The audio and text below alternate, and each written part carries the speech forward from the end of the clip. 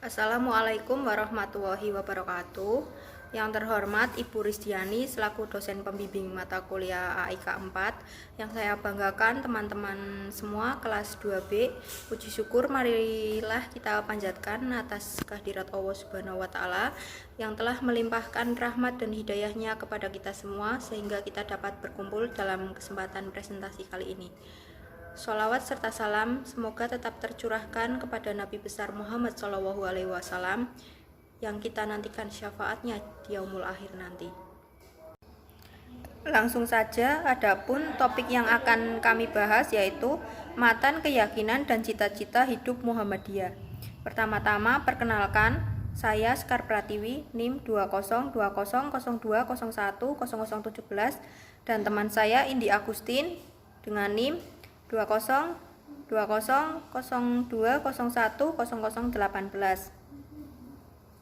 Selanjutnya pembahasan materi. Sejarah perumusan matan keyakinan dan cita-cita hidup Muhammadiyah. Matan keyakinan dan cita-cita hidup Muhammadiyah atau MKCHM diputuskan dalam sidang Tanwir Muhammadiyah tahun 1969 di Ponorogo dalam rangka melaksanakan amanat Muktamar Muhammadiyah ke-37 tahun 1968 di Yogyakarta. Oleh pimpinan pusat Muhammadiyah, matan ini diubah dan disempurnakan, khususnya pada segi peristilahannya, berdasarkan amanah dan kuasa Tanwir Muhammadiyah tahun 1970. Matan keyakinan dan cita-cita hidup Muhammadiyah. Yang pertama, Muhammadiyah adalah gerakan Islam dan dakwah amar ma'ruf nahi mungkar, berakidah Islam dan bersumber dari Al-Quran dan Sunnah.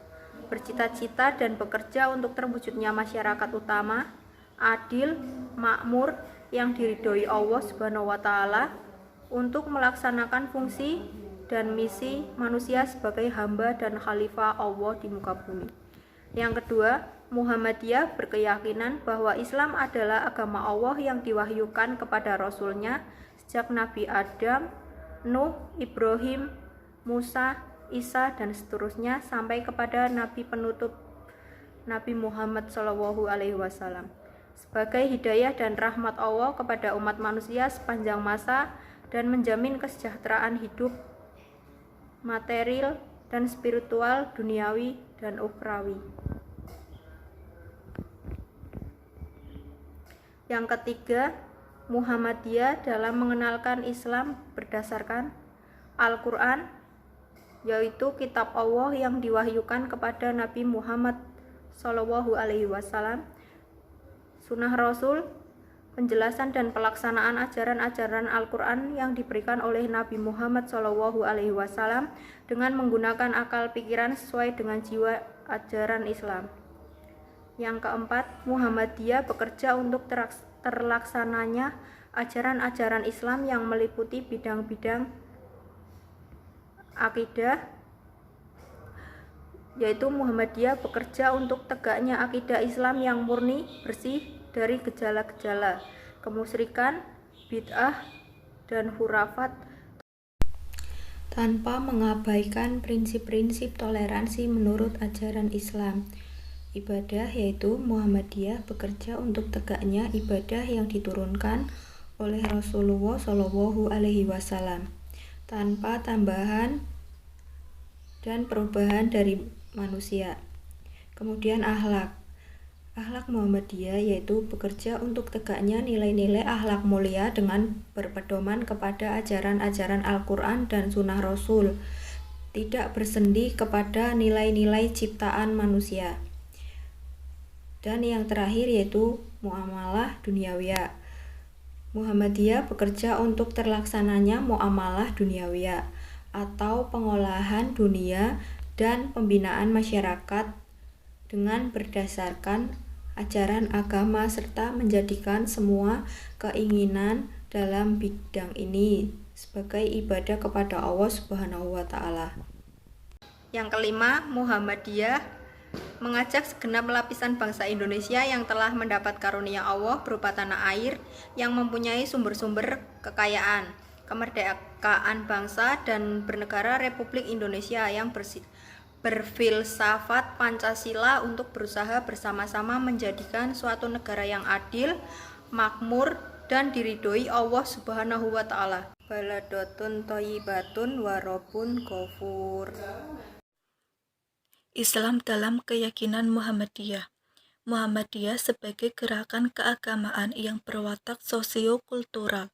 Dalam dinamika kesejarahannya selalu berusaha merespon berbagai perkembangan kehidupan dengan senantiasa merujuk pada ajaran Islam, Al-Quran dan As-Sunnah sebagai sumber rujukan. Di satu sisi, sejarah selalu melahirkan berbagai persoalan, dan pada sisi lainnya, Islam menyediakan referensi normatif atas berbagai persoalan tersebut. Orientasi pada dimensi ilahiyah inilah yang membedakan Muhammadiyah dari gerakan sosio-kultural lainnya, baik dalam merumuskan masalah, menjelaskannya, maupun dalam menyusun kerangka operasional penyelesaiannya. Orientasi inilah yang mengharuskan Muhammadiyah memproduksi pemikiran, meninjau ulang dan merekonstruksi pemikiran keislamannya.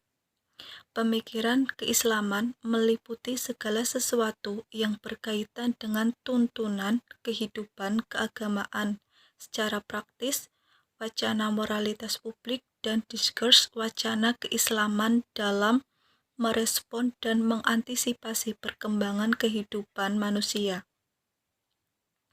Pemikiran dan gerakan Muhammadiyah dalam bidang akidah, ibadah, akhlak, dan muamalah duniawiyah. Yang pertama adalah akidah, ajaran yang berhubungan dengan kepercayaan. Muhammadiyah bekerja untuk tegaknya akidah Islam yang murni, bersih dari gejala-gejala kemusyrikan, bid'ah, dan kufarat, tanpa mengabaikan prinsip toleransi menurut ajaran Islam. Yang kedua adalah ibadah, ajaran yang berhubungan dengan peraturan dan tata cara hubungan manusia dengan Tuhannya. Muhammadiyah bekerja untuk tegaknya ibadah yang dituntunkan oleh Rasulullah SAW tanpa tambahan dan perubahan dari manusia.